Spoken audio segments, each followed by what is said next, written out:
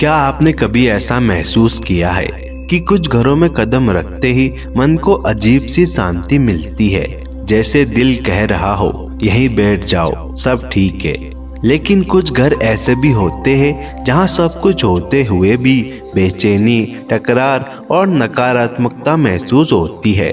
हम सब अपने घर को सजाते हैं, नए पर्दे, नई पेंटिंग, नई चीजें, लेकिन क्या आपने कभी सोचा है कि घर की असली खूबसूरती किससे बनती है? कभी कभी रात को सोते समय मन बहुत हल्का होता है, तो कभी बिना बड़े कारण के भी दिल परेशान रहता है। क्या यह सिर्फ परिस्थितियों का असर है या फिर कोई अदृश्य शक्ति हमारे घर के वातावरण को प्रभावित कर रही है? हमारे बुजुर्ग कहा करते थे, जिन घरों में भगवान का वास होता है वहाँ सुख शांति अपने आप आ जाती है। लेकिन सवाल यह है कि हम कैसे पहचाने कि हमारे घर में सच में ईश्वर की कृपा है। दोस्तों, आज की वीडियो में हम बात करेंगे उन्हीं संकेतों की जो यह बताते हैं कि आपके घर में ईश्वर का वास है। दोस्तों, वीडियो को शुरू करने से पहले कमेंट में हर हर महादेव जरूर लिखें ताकि उनकी कृपा आप पर बनी रहे, और अगर चैनल में नए आए हो तो चैनल को सब्सक्राइब जरूर करें। पहला संकेत है घर में पक्षियों का बार बार आना। कभी आपने ध्यान दिया है कि कुछ घरों की बालकनी या आंगन में पक्षी बार बार आते हैं? कबूतर दाना चुगते हैं, चिड़िया खिड़की पर बैठती है, कभी कोई छोटा सा पक्षी आकर कुछ पल ठहर जाता है और बिना डर के उड़ जाता है। यह सिर्फ एक सामान्य घटना नहीं मानी जाती है। हमारे शास्त्र या परंपराएं कहती है कि प्रकृति वहां सहज रूप से आती है जहां सकारात्मक ऊर्जा होती है।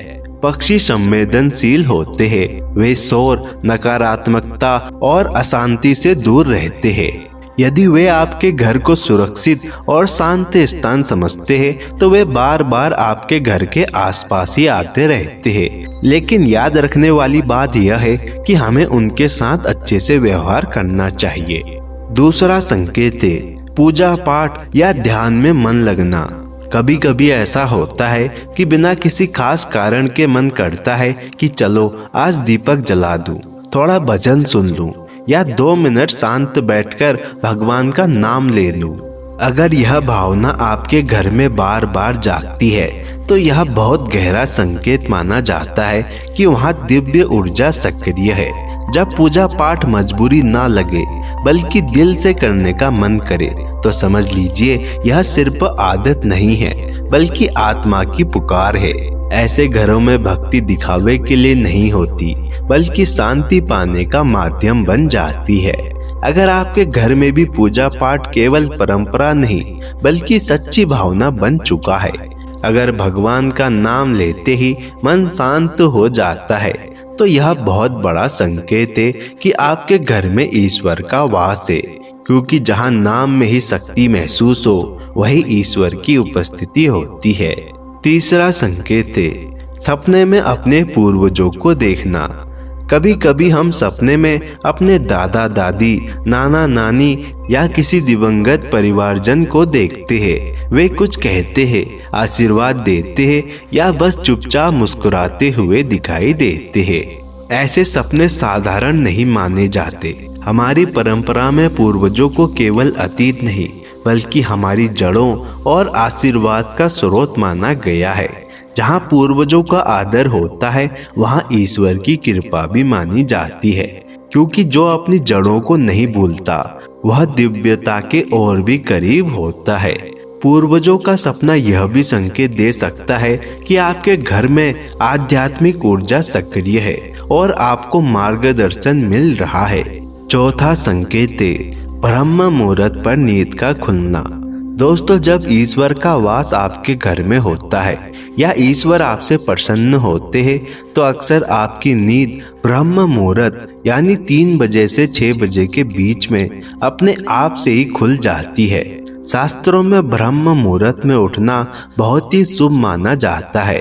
धार्मिक मान्यता के अनुसार ब्रह्म मुहूर्त में देवी देवता जागृत होते हैं, इसलिए इस समय में नींद का खुद से ही खुलना एक प्रकार का संकेत है कि आपके घर में ईश्वर का वास है और उनकी कृपा आप पर बनी हुई है। 5वां संकेत है बच्चों का खुद से खुश होना। दोस्तों, ऐसा माना जाता है कि बच्चे भगवान का रूप होते हैं। ऐसे में यदि कोई छोटा बच्चा दरवाजे की ओर देखकर खुश हो रहा हो या छत की ओर देखकर मुस्कुरा दे तो समझ लीजिए कि वो किसी दिव्य शक्ति को महसूस कर रहा है और वो शक्ति उस स्थान पर मौजूद है। जब भी किसी के घर में ईश्वर का वास होता है तो वहाँ के छोटे बच्चे अक्सर खुद से ही हंसते खिलते रहते हैं, क्योंकि वो उस सकारात्मक ऊर्जा को महसूस कर सकते हैं। याद रखिए, ईश्वर किसी महल या मंदिर में नहीं बसते, वे बसते हैं उस घर में जहाँ सच्चाई हो, मेहनत हो, प्रेम हो और विश्वास हो। अगर आपके घर में ये संकेत दिखते हैं तो खुद को भाग्यशाली समझिए, और अगर नहीं भी दिखते तो चिंता मत कीजिए। बस अपने घर में प्रेम, सम्मान और भगवान का नाम जोड़ दीजिए। धीरे धीरे वही घर ईश्वर का निवास बन जाएगा। दोस्तों, वीडियो को देखने के लिए धन्यवाद।